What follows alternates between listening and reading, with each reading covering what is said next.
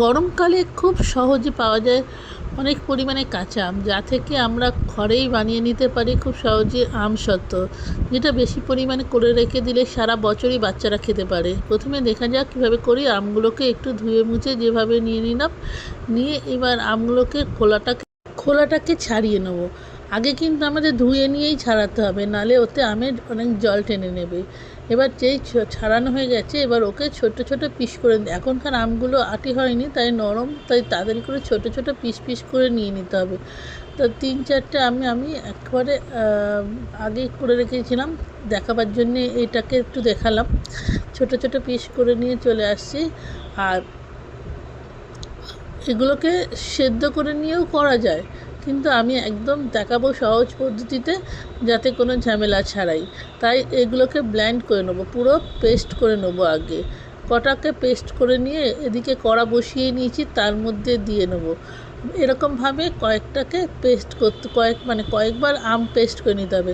আমি কিন্তু আমটাকে সেদ্ধ করে নিয়ে তাকে ব্লেন্ড করে নিই, কিন্তু আমি একদম আগে ব্লেন্ড করে নিয়েই তাকে পেস্ট করে নিচ্ছি। এরকম করে কয়েকবার যতগুলো আম আছে করে নিই। এবার একটু আদা দিয়ে দিলাম, পারলে একটু আদা থাকলেও দিয়ে দেবেন, টেস্ট হবে। এবার 4-5টা লঙ্কা দিয়ে দিলাম। আসলে আমসত্ত্বের টেস্ট হবে ঝাল, টক, মিষ্টি সব রকম মিশিয়ে অপূর্ব স্বাদের। তাই একটু আদা থাকলে ওর গন্ধটাও আলাদা সুন্দর হয়। যাই হোক, হচ্ছে কি যে এগুলো নিয়ে এবার হচ্ছে সব কড়াতে দিয়ে এবার মিশিয়ে নিয়ে গ্যাসটা কিন্তু সিমে রাখতে হবে, বেশি জোরে করলে ছিটকবে। ওপর থেকে খানিকটা চিনি দিতে হবে, কারণ এখনকার আমগুলো ভীষণ টক, তো তাই চিনি দিয়ে দিলাম। আর একটু ফুড কালার, যে এটা অপশান যে থাকবে, যদি আপনি ইচ্ছে করেন ফুড কালার দিতে পারেন, আর যদি না দিতে ইচ্ছে করে না দেবেন। আমি একটু দিয়েছি কালারফুল আনার জন্য, যেহেতু কাঁচা আমের বলছি। আর ওপর থেকে বিট নুন ছড়িয়ে দিলাম, এটাও তাই। যদি আপনি নুন এমনি দেন দিতে পারেন, কিন্তু আমার ঘরে বিট নুন ছিল, দিয়েছি। একটু কাঁচা তেল দিয়ে দিলাম। এটা দিলে কি হয়, আর থালাতে আলাদা করে তেল মাখাবার প্রয়োজন হয় না। এর মধ্যে সর্ষের তেলই দিয়েছি, অল্প একটুখানি করে নাড়াচাড়া করতে নিলাম।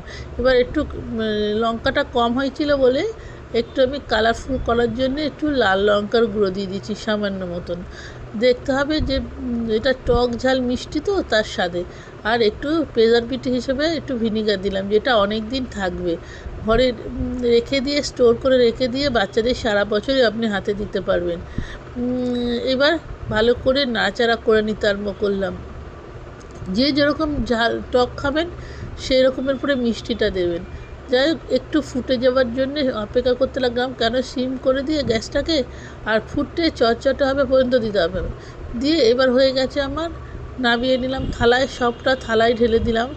আর ঢেলে দিতে এই যে ডালা ডালা পড়েছে, এগুলো একটু আদা আমি বড় বড়ই রেখেছি, যাতে মুখে পড়লে বেশি সুন্দর দেখতে লাগে। সেই জন্য আদাগুলোকে একটু বেশি ম্যাশড করে নিই আমি। আপনারা যদি প্রয়োজন মনে করেন, আদাটাকে আরও ভালো করে মিহি করে পেস্ট করে নেবেন। সেটাকে আগে প্রথমে দিয়ে করতে হবে। হয়ে গেছে দুটো থালায়, দেখতেও সুন্দর হয়েছে, কালারফুল। আর এবার একে নিয়ে গিয়ে আমার দুটো থালার মতন হয়েছে। যদি বেশি পাতলা পাতলা থালা দেন তাতে অনেক দিন। এবার রোদ্দুরে দিয়ে নিলাম 2 দিন কি 3 দিন আপনাকে রোদ্দুরে দিতেই হবে, নাহলে ভালো করে উঠবে না। এবার হয়ে গিয়ে এই যে আমার হয়ে গেছে আমসত্ত্ব, 2-3 দিন রোদ্দুরে দেওয়ার পর নিয়ে এসেছি। এবার একটু কেটে দেখাচ্ছি। বাস একটু কালারটা চেঞ্জ হয় বটে, কিন্তু এই যে পুরোটাই উঠে গেছে। দেখুন, আমি কিন্তু আলাদা করে থালাতে তেল দিইনি, ওই তেলটাতেই হয়ে গেছে একেবারে। এবার আমি পিস করে কেটে, যেরকম আপনার ইচ্ছা হবে আপনি সেরকম ছোটো ছোটো পিস করতে পারেন। আমি একটু রোল করে রাখছি, যাতে ওই বাচ্চাদের হাতে দিলে, আর তাছাড়া এটা ঘরে রেখে দিলে অনেক দিন পর্যন্ত খাওয়া যায়, সময় আসময় খেতে ইচ্ছে করলে। তাহলে এরকম খুব সহজে বানিয়ে নিন ঘরে আমসত্ত্ব, খেতেও দুর্দান্ত স্বাদ। আর আমি মহুয়া চলে এসেছিলাম ভিডিওটা নিয়ে, কেমন লাগলো জানাবেন।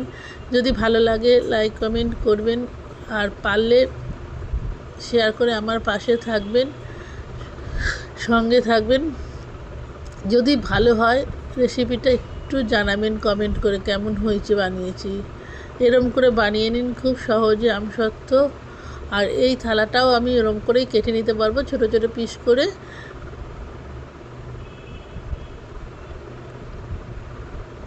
একটা থালাতে এতগুলো হয়েছে। ভালো থাকবে।